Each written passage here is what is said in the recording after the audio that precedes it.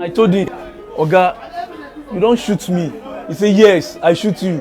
And I will shoot you again. I will kill you. That moment, my wife called me.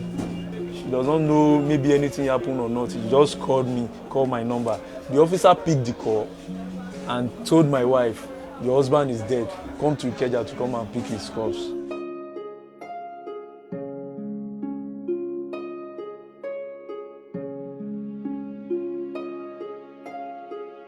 My name is Salah Kodri Adeyemi, popularly known as Wale Balogun. I'm a clearing agent. I work in Apapa. I'm a custom licensed clearing agent.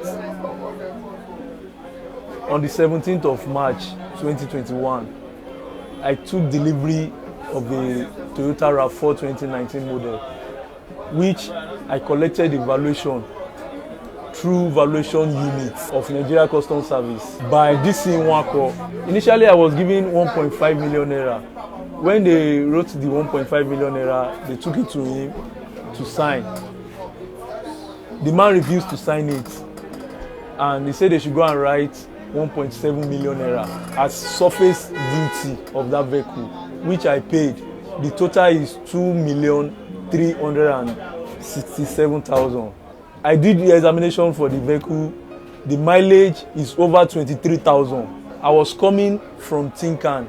When I get to Bega, before Auto Wolf, a custom federal operation unit stopped me and they asked for the documents. I gave him the documents.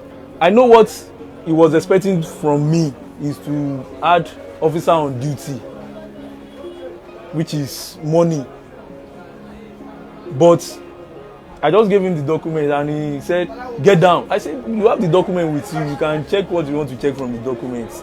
Why should I? He said I should insist that I should get down. When he said I should get down, and I was still sitting down inside the vehicle, he brought out a knife. He wanted to stab me. I waved it. He used his gun to hit me. So when he started shouting, get down, immediately I was coming down from that car, he shot me straight. And I told him, Oga, you don't shoot me. He said, yes, I shoot you. And I will shoot you again. I will kill you. So then, I was trying, with the gunshot, people were coming. And immediately I was trying to crawl from that place. He dragged me inside gutter. I come out from the gutter and my phone ring. My boss called me. I was in my office in Mile 2. So we heard a gunshot. So I called Wale. Hello, Wale, where are you? I heard a gunshot. So he was like, they shot me. When the officer heard I was receiving call, he collected the phone from me and put it in his pocket. And he was telling me, I will give you water, you will die, I will kill you, I will do this. So in that process, some SPU unit police officer came to that place, was asking other officer what happened. So then I wanted to move again.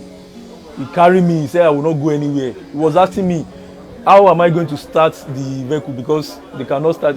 I said, okay, match brake, because I was in pain.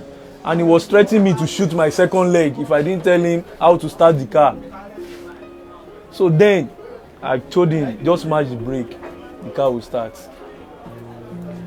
So they wanted to put me in their van and take me.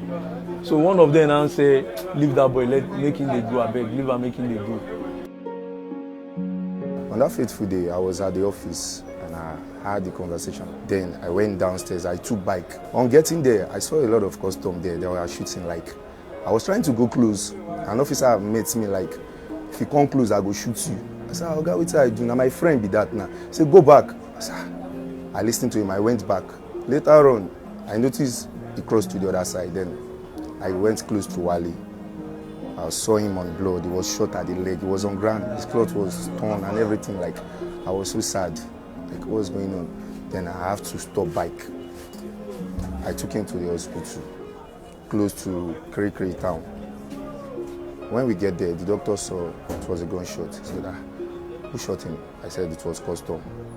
He didn't request us for police report, but he do mention it like he's going to treat him, but we'll get the police report later. We took him to the theater. I was at the theater with him. He went through the injuries. There was no scratches on the bone. On my way going to the hospital, his wife called me. Hello sir, where's my husband? My husband, I want to talk to my husband. My husband, she was crying, really crying. So I was like, I said, your husband is fine. There's nothing wrong, he's fine, he's okay. But she was crying, insisting she wants to talk to her husband. So when I got to the hospital, I saw Wale. I was like, Wale, did you call your wife?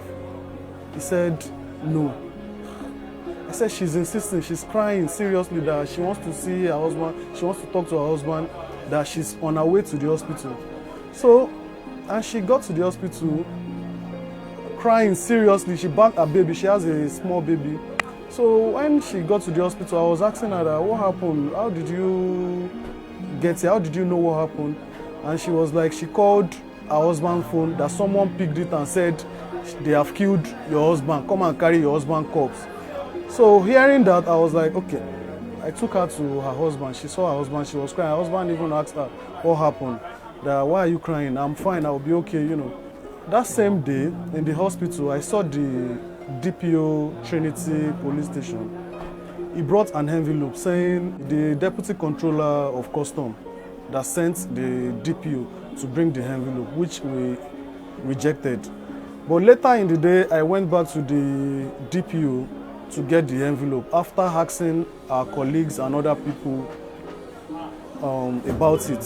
While some said I should collect, some said no. But at the end of the day, we received the envelope. And on Friday, OC Rover of Nigeria Custom Unit, Mr. Jack, I don't know his other name, Jack, he sent someone again to come and give me 100,000 naira, making 200,000 naira they gave me. So, and even the hospital I went to collected more than 200,000 naira. When I left the hospital, they gave me list of drugs to go and use. The next day after the incident happened on Wednesday. On Thursday, I heard they were coming to the hospital to come and pick me up. They want to. So it was our vice president of Nigeria Agent Association that took me from that hospital to another hospital for adequate treatment. And since then, we have been doing one or two things to buy drugs, to go to another hospital. I normally do the dress up of this wound every blessed day, taking drugs, taking injection.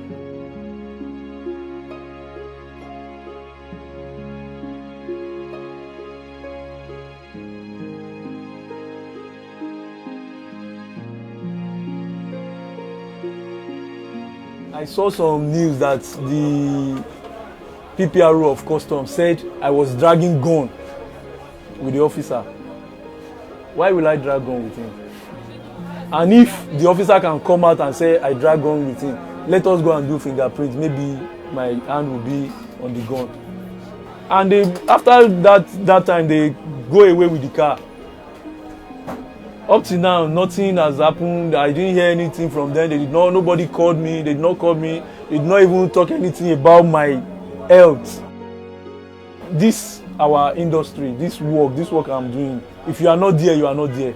If people are seeing you, they can say, okay, oh, come and take this, come and do this, come and do that. But I cannot do anything. I can't be going everywhere with crutches.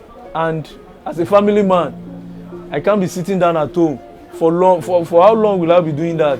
I've never experienced anything like gun in my life before. So if I should tell you the pain I'm going through now,